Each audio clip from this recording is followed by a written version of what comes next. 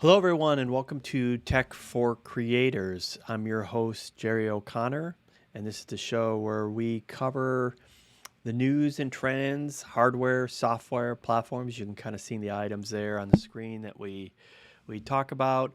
We're primarily focused on a place for small and independent creatives. So the show is really about the equipment and software and platforms that independent creators would be using to get their content out on the internet. This is a place we are trying to build some community, and we believe that creating is better than consuming. So the idea here is to really look at the trends and the equipment and the items, not so much about trying to uh, be too much of a consumption type thing, like this is going to be the new toys we buy, but it's more what can we learn from this? What inspiration can we take? What creative energy can we take from the trends that are happening in the industry for small and independent creators?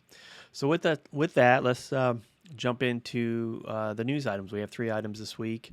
The first one being this the announcement that Twitter Blue is now available, and the reason I bring this up is I believe Twitter is a platform that many small independent creators could use. I believe it's a better platform, at least for me, than Instagram has been, and I think it gets overlooked quite a bit.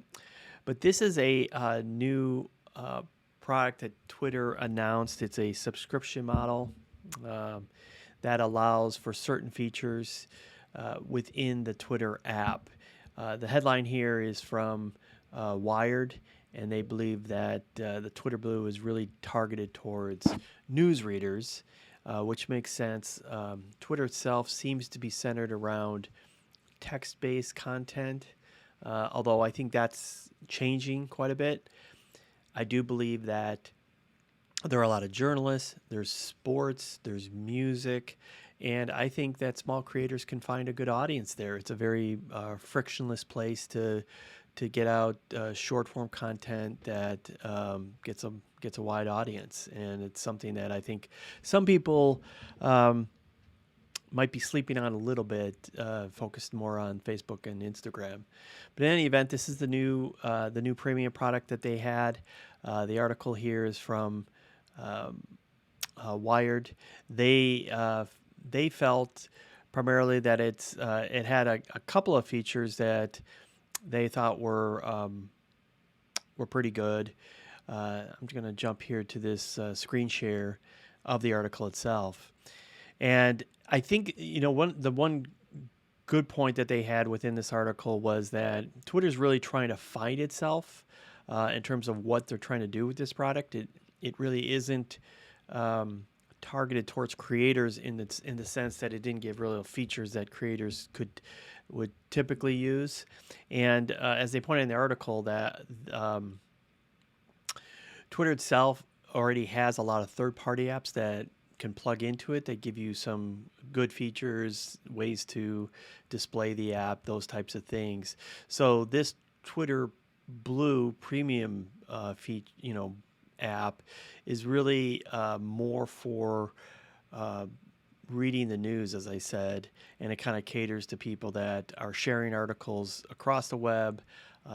Surprisingly, it doesn't get rid of ads or change your feed algorithm at all, which is something that YouTube has done with their premium product, YouTube Premium. They do eliminate ads, which is a great feature.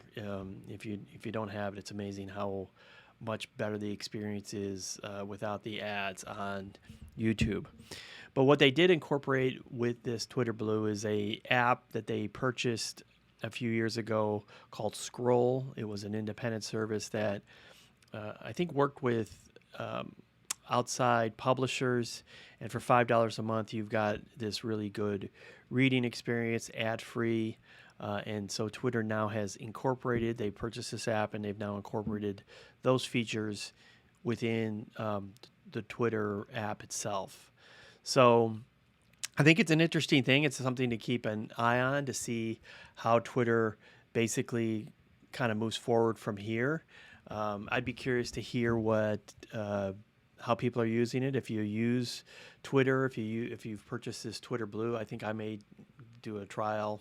I think they have a free couple week trial. I might try it just to see what it's about and whether I think it's good. But I think Twitter in general is a good application for small creators to think about. You can go live into it. I'm using live, Ecamm Live right now, and there's a feature where you can go into Twitter and have you're live in the stream while you're doing it. So that doesn't cost anything. It's not part of Twitter Blue, but it's a great way to get your content out to a new audience outside of YouTube or Facebook.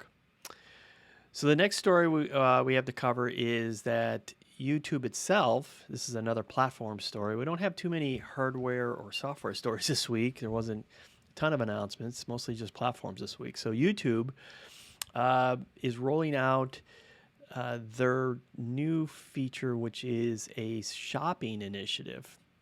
And it's going to be interesting to see what this is. This is actually this headline is from the the Google blog. And it says, what's next for YouTube from Advertising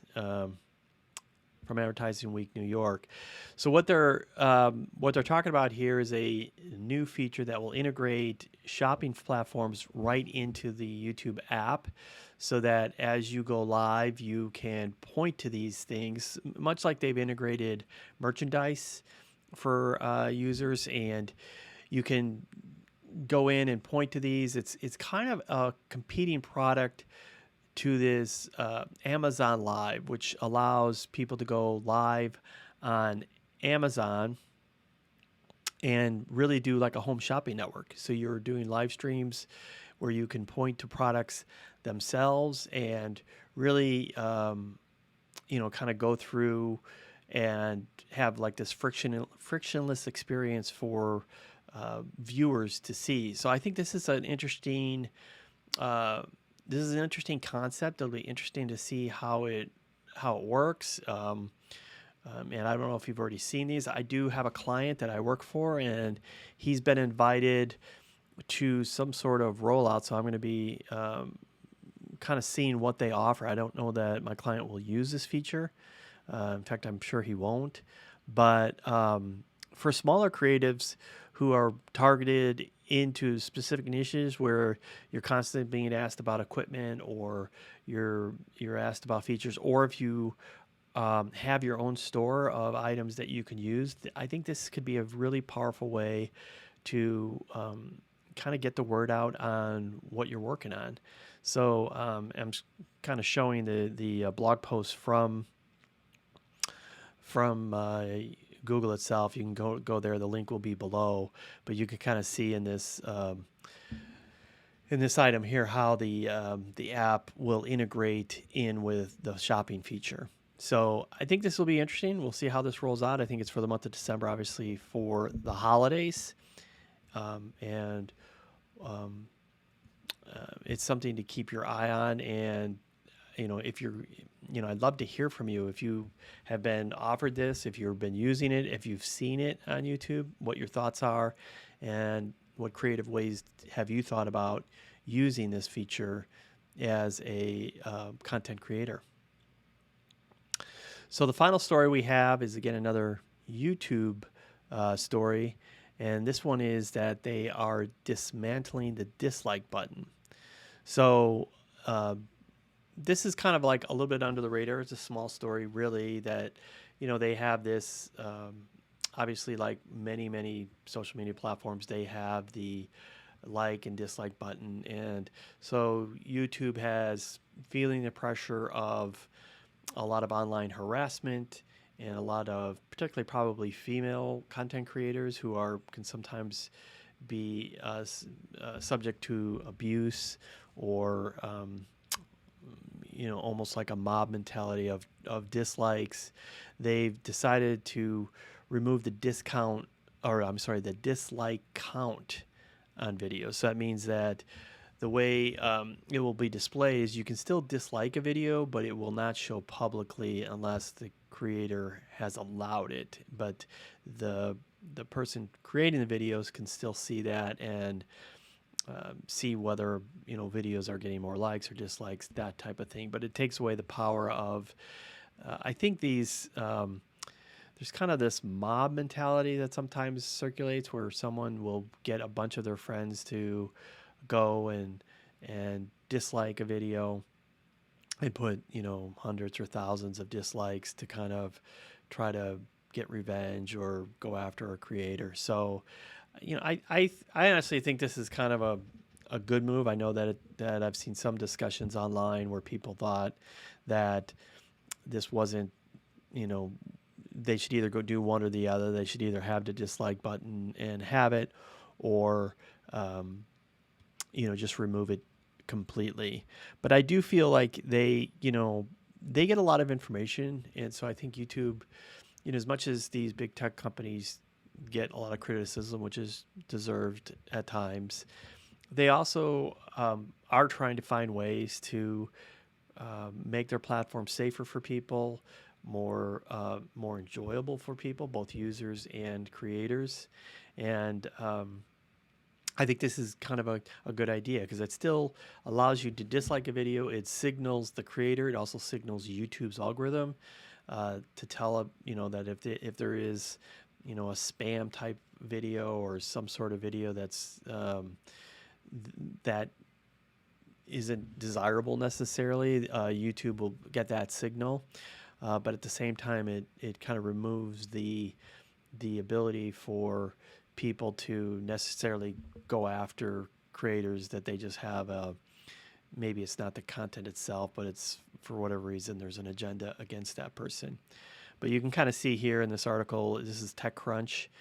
You can see right as I'm pulling up right here on the screen from the web, you can kind of see how this dislike button will appear. It doesn't show the numbers underneath it, but it has dislike as the verb, as the word underneath it, and it kind of, from a design perspective, allows those icons to be kind of across the row with just one item below them in text.